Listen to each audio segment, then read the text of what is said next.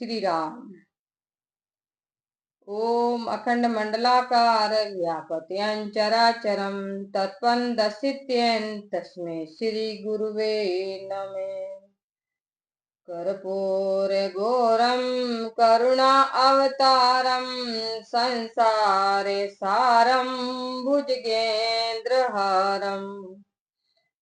सदा वसन्ते हृदयारविन्दे भव भवानी सहित नमामि।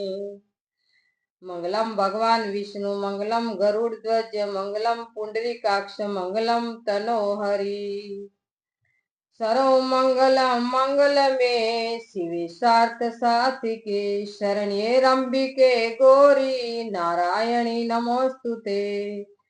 तुम्हें हो माता पिता तुम्हें हो बंधु सखा तुम्हें हो विद्या द्रविणम तुम्हें हो शरमम मम देव देवा। गुरुर्ब्रह्मा गुरुर्विष्णु गुरुर्देव महेश्वर गुरुर साक्षात परब्रह्म है तस्मै श्री गुरुवे नमः। सियावर रामचंद्र भगवान की जय हो। मोर मुकुट बंसी वाले की जय हो। करुणा वरुणा के परम पिता परमात्मा के शीश चरणों में बारंबार प्रणाम करते हुए मम इष्ट देव श्री रामदास जी महाराज, श्री दयालुदास जी महाराज, श्री राघुदास जी महाराज जी के श्री चरणों में बारंबार प्रणाम करते हुए श्री राम गुरुदेव जी भगवान के श्री चरणों में बारंबार प्रणाम करते हुए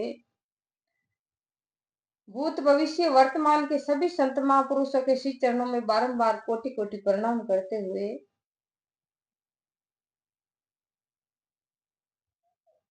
और भागवत जी के श्री चरणों में बारंबार कोटि कोटि प्रणाम करते हुए और अपनी वाणी को पवित्र बनाने वाली श्री सरस्वती माता जी के श्री चरणों में कोटि कोटि बारंबार प्रणाम करते हुए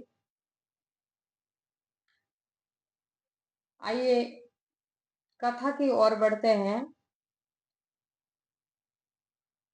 तो ये कथा है श्री कृष्ण चंद्र भगवान की भागवत महापुराण। तो सुखदेव जी महाराज फरमाते हैं कि हे परीक्षित, जो कई जन्मों का भाग्य उदय होता है और जन्म जन्म के पाप से मुक्त होते हैं प्राणी,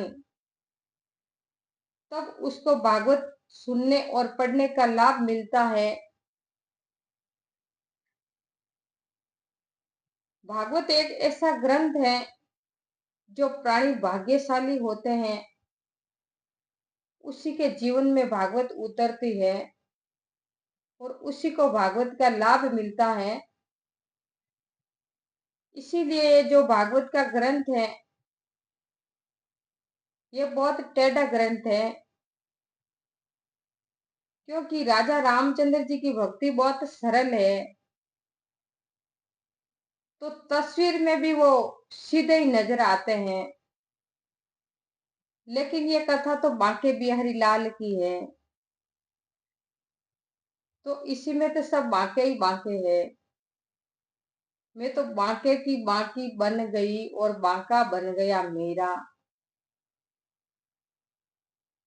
तो इस भागवत महापुराण में बांके बिहारी की कथा आती है, क्योंकि उसका तो नाम ही एक टेढ़ा है, श्री कृष्ण, और राम जी का नाम बहुत सरल है। इसीलिए राम जी फरमाते हैं कि मेरी रामायण में जो मैं धर्म के मार्ग पर चलता था उसी तरह आप चलते रहिए। और श्री कृष्ण चंद्र भगवान फरमाते हैं कि मेरी भागवत महापुराण में जैसा मैं कहूं उसी अनुसार प्राणी को चलना चाहिए। भगवान बांके बिहारी फरमाते हैं कि जो मैं करूं वैसा आप मत करना, जो मैं कहूं वो आप करना। तो भगवान बांके बिहारी फरमाते हैं कि हे अर्जुन, जो प्राणी जन्म जन्म के पाप से रहित होना चाहते हैं उसी को मेरा भागवत का शरणा लेना चाहिए। तो सुखदेव जी महाराज फरमाते हैं और परीक्षित जी महाराज सुनते हैं और भागवत ये कहती है कि वक्ता सुखदेव जी जैसा होना चाहिए और श्रोता परीक्षित जी महाराज जैसा होना चाहिए। तो ये भागवत आज भी बहुत लाभ देती है, लेकिन वक्ता और श्रोता दोनों को आनंद आना चाहिए। इसीलिए आप और हमको बहुत कई जन्मों का भाग्य उदय हुआ, तब भागवत का लाभ मिला।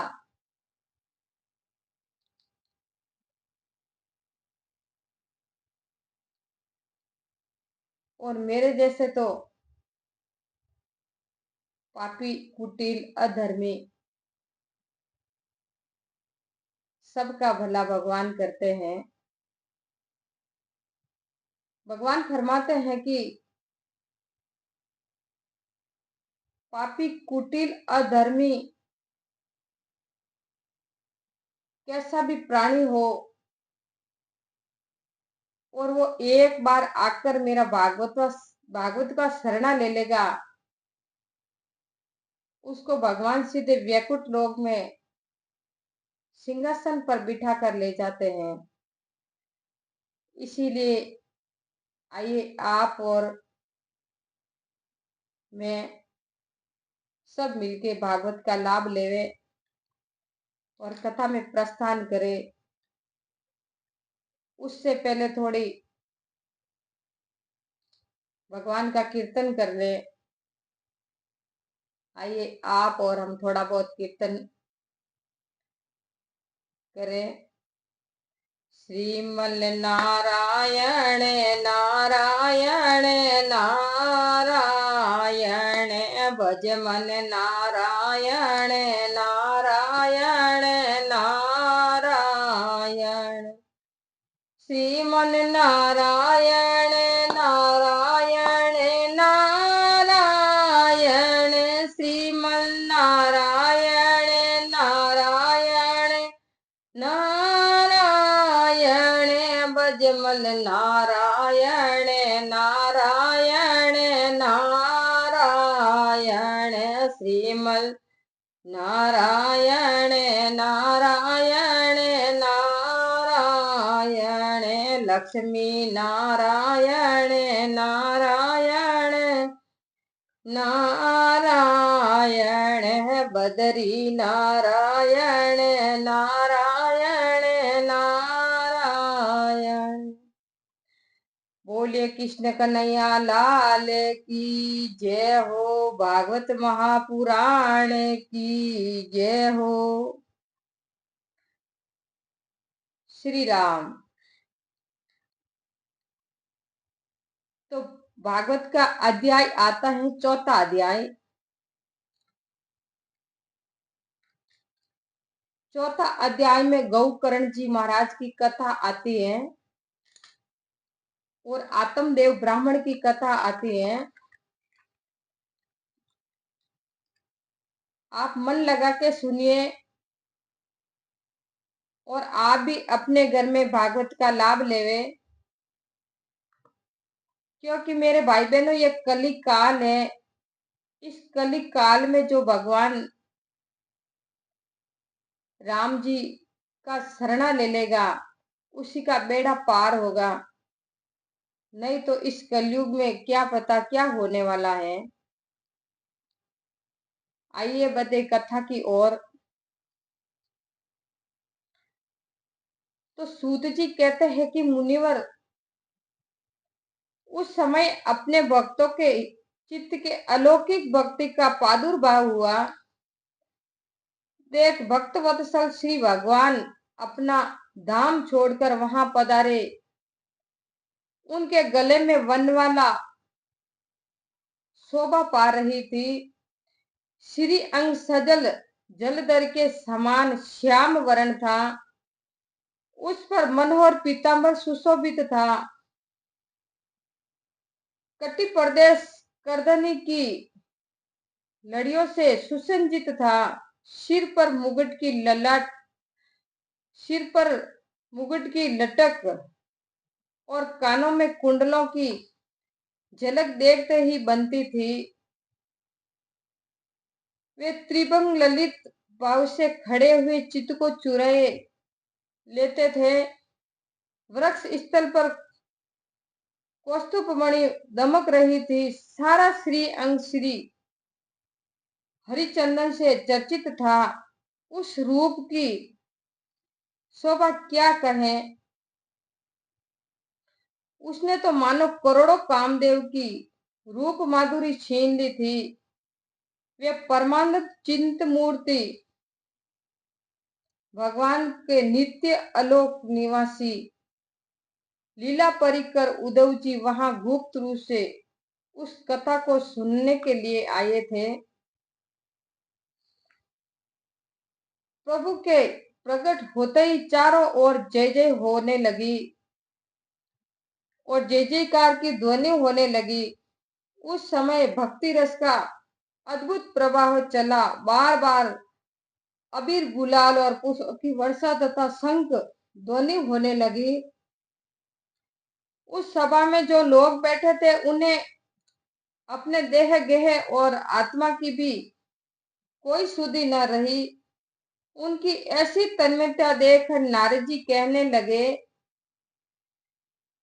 कि हे मुनीश्वर गण, आज सप्ताह शरण की मैंने यह बड़ी ही अलौकिक महिमा देखी। यहाँ तो जो बड़े मूर्ख दुष्ट और पशु पक्षी भी हैं वे भी अत्यंत निष्पाप हो गए हैं। तो भगवान श्री कृष्ण भगवान की कथा का आरंभ होने लगा और कथा में साक्षात भगवान आए। भगवान के ललाट पर छोटी छोटी बिंदिया थी और गुगरारे बाल थे। हाथों में बंसी थी। ऐसे महाभगवान कथा में पधारे और नारद जी उनका बखान करने लगे। और जो प्राणी जो जीव उस कथा में आकर बैठे वो भी निष्पाप हो गए। अंत इसी में संदेह नहीं है कि कली काल में चित्त की शुद्धि के लिए यह भागवत कथा के समान मृत्यु लोक में पाप पुंज का नाश करने वाला कोई दूसरा पवित्र साधन नहीं है। हे मुनिवर, आप लोग बड़े कृपालु हैं। आपने संसार के कल्याण का विचार करके यह बिल्कुल निराला ही मार्ग निकाला है। आप कृपया यह तो बताइए कि इस कथा रूप सप्ताह यज्ञ के द्वारा संसार में कौन कौन लोग पवित्र हो जाते हैं। तो सनकादिक ऋषि सूत जी से पूछने लगे कि हे भक्तवत्सल भगवान, आप बताइए कि इस महाभागवत पुराण को सुनने के बाद कौन कौन और किस किस प्राणी का उद्धार हुआ है और कौन कौन पवित्र हुए। तो सनकादिक ऋषि बोले कि जो लोग सदा तरह तरह के पाप किया करते हैं, निरंतर दुराचार में ही तत्पर रहते हैं और उल्टे मार्गों से चलते हैं तथा जो क्रोधाग्नि से जलते रहने वाले कुटिल और काम परायण हैं, वे सभी इस कलयुग में सप्ताह यज्ञ से पवित्र हो जाते हैं। ओहो हो, क्या फरमाया सूत जी महाराज ने कि हे सनकादिक ऋषियों, इस कली काल में जो प्राणी जो कुटिल है, चुगलखोर है, चोर है, लुच्चे लफंगे जैसा भी पापी प्राणी है, उसका इस कली काल में 1 सप्ताह यज्ञ में 1 सप्ताह तक भागवत महापुराण का पाठ सुनने से सबको भगवान पवित्र बनाते हैं और सब पवित्र हो जाते हैं।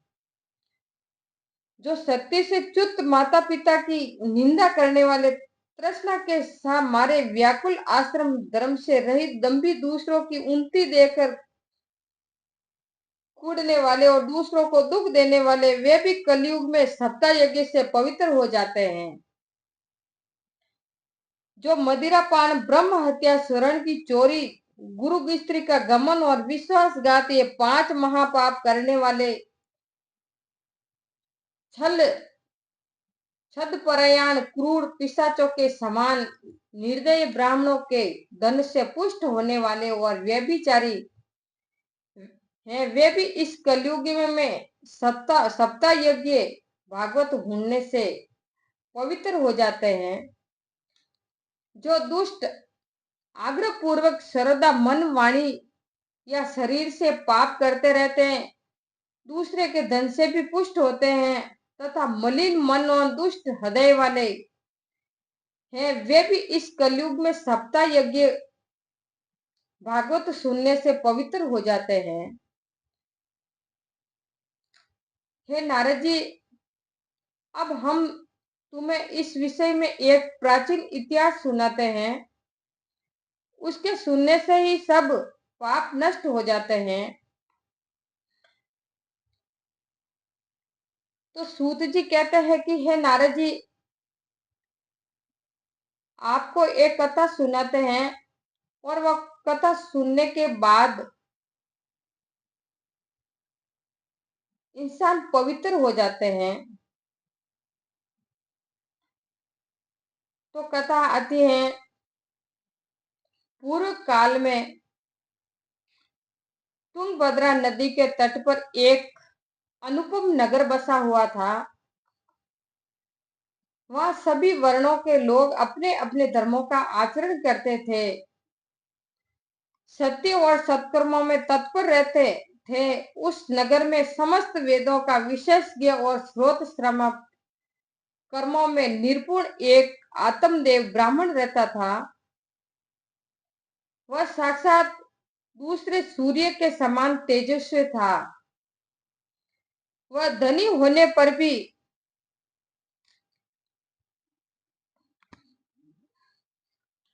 भिक्षाविका था। उसकी प्यारी पत्नी धुंधली, कुलीन एवं सुंदरी होने पर भी सदा अपनी बात पर अड़ जाने वाली थी। उसे लोगों की बात करने में सुख मिलता था। आत्मदेव की पत्नी का नाम धुंधली था और वो दिखने में बड़ी सुंदर थी, लेकिन वो दूसरों की बहुत चुगली करती थी और दूसरों की चुगली करने में उसको सुख मिलता था। और उसका स्वभाव क्रूर था। प्राय कुछ न कुछ बकवाद करती रहती थी।